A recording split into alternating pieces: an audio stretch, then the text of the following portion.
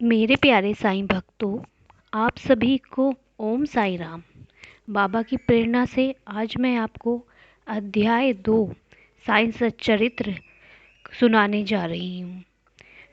ग्रंथ लेखन की प्रेरणा व उद्देश्य। संशय श्री साईं बाबा का दर्शन। ग्रंथ लेखन की प्रेरणा व उद्देश्य।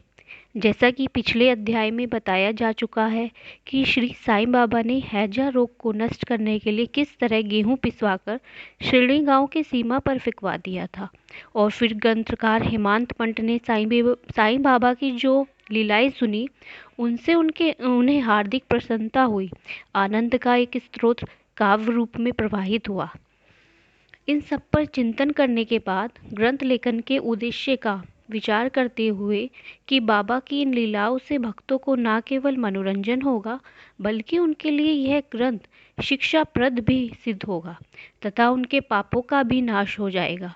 इसलिए हेमंत पंत ने बाबा की पावन जीवन गाथा व मधुर उपदेशों को लेखबद्ध करना शुरू कर दिया। साईं बाबा की यह जीवन गाथा सरल व्यापक ही नहीं, बल्कि इससे सत्य व आध्यात्मिक मार्ग का पथ प्रदर्शन भी होता है। संशय।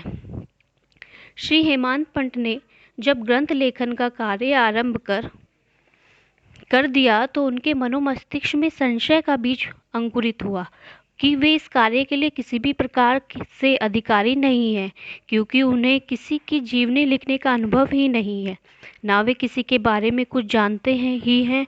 फिर वे किसी एक महान संत की जीवनी लिखने का दुस्साहस कर सकते हैं। दिव्य अवतारों के बारे में तो वे वेद भी कुछ वर्णन नहीं कर पाते। फिर किसी संत की जीवनी लिखने से पहले उसका चरित्र ज्ञान होना अति आवश्यक है, और इस हेतु पहले स्वयं को संत जैसा आचरण करना चाहिए। फिर वे तो उनका गुण कथन करने में ही सक्षम नहीं है। संत की जीवनी लिखने के लिए अदम्य साहस बहुत आवश्यक है।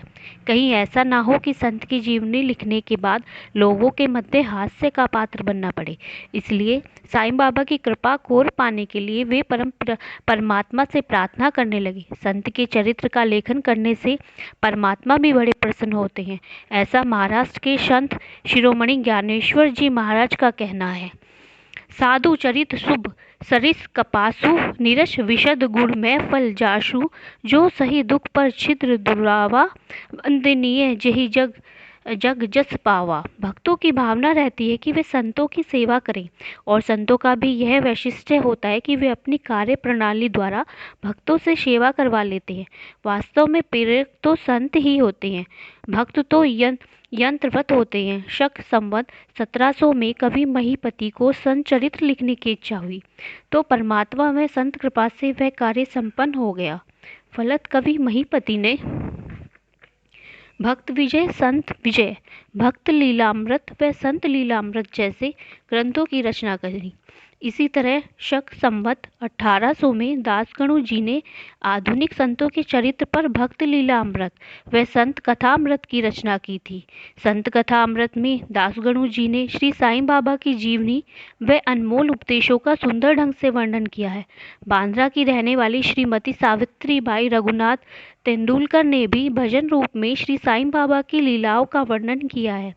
इनके अतिरिक्त श्री अन्य भक्तों ने भी श्री साईं बाबा की जीवन लीलाओं का वर्णन स्वर रचित पुस्तकों में किया है। ऐसे में श्री साईं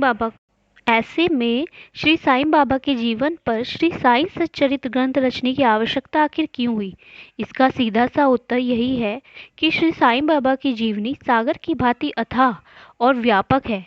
इसमें जितने गोते लगाए जाएं, उतने ही भक्ति में मोतियों को खोजा जा सकता है। न केवल श्री साईं बाबा की जीवनी ही, वरन उनके दृष्टांत व अनमोल उपदेश भी बड़े महत्वपूर्ण हैं।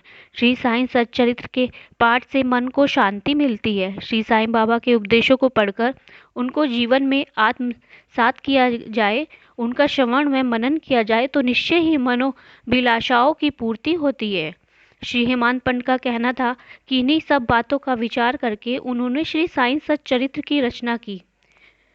वे ग्रंथ रचना में स्वयं को माध्यम मात्र मानते हुए यह भी कहते हैं कि यह ग्रंथ तो वास्तव में स्वयं ही साईं बाबा ने ही रचा है, अन्यथा तो वे इस योग्य कहाँ हैं। श्री हेमांत पंत ने अपने मूल ग्रंथ में इस बात का उल्लेख किया है कि ग्रंथ लेखन के लिए बाबा से आज्ञा लेने का उनमें साहस भी नहीं था। उन्होंने बाबा के अंतरंग भक्त श्री माधवराव जी से, जिनका नाम उपनाम श्यामा था, इस संबंध में प्रार्थना की कि श्री साईं बाबा ने जब इस संबंध में श्री साईं बाबा से निवेदन किया श्री सामा ने जब इस संबंध में श्री साईं बाबा से निवेदन किया तो उन्होंने कृपा करके श्री हेमांत पंत के शीश पर हाथ रखकर उर्दी देकर आशीर्वाद दिया और बोले कि इन्हें दृष्टांत व जीवनी संकलित कर लिपिबद्ध करने दो। मैं इनकी सहायता अवश्य करूंगा। वास्तव में मैं स्वयं ही अपनी जीवनी लिखकर भक्तों की मनोकामना पूर्ण करूंगा, लेकिन इन्हें अहम त्याग कर मेरी शरण में आना होगा। जब इनका अहम नष्ट हो जाएगा तब मैं इनके हृदय में विराज कर अपनी जीवनी स्वयं ही लिखूंगा। जो भक्त मेरे चरित्र व उपदेशों को सुनेगा उसके हृदय में श्रद्धा का जागरण होगा, उसे आत्मानंद की प्राप्ति होगी। श्री साईं बाबा का दर्शन। मूल ग्रंथ के रचयिता श्री गोविंद राव रघुनाथ दाभोलकर को बाबा ने हेमांत पंत की उपाधि क्यों दी? इसका हेमांत पंत ने मूल ग्रंथ में वर्णन करते हुए लिखा है कि नाना साहब चांदोरकर व काका साहब दीक्षित उनके परम मित्र थे। उन्होंने एक बार उनसे शिरडी जाकर श्री साईं बाबा के दर्शन करने का अनुरोध किया था। श्री साईं बाबा ने श्री हेमांत पंत ने अनुरोध स्वीकार भी कर लिया था, लेकिन उन्हें किन्हीं कारणों से वे शिरडी नहीं जा सके थे। फिर एक दिन उनके परम मित्र का पुत्र लोनावाला में बीमार हो गया। उनके मित्र ने उसका काफ़ी उपचार कराया, लेकिन लाभ नहीं हुआ।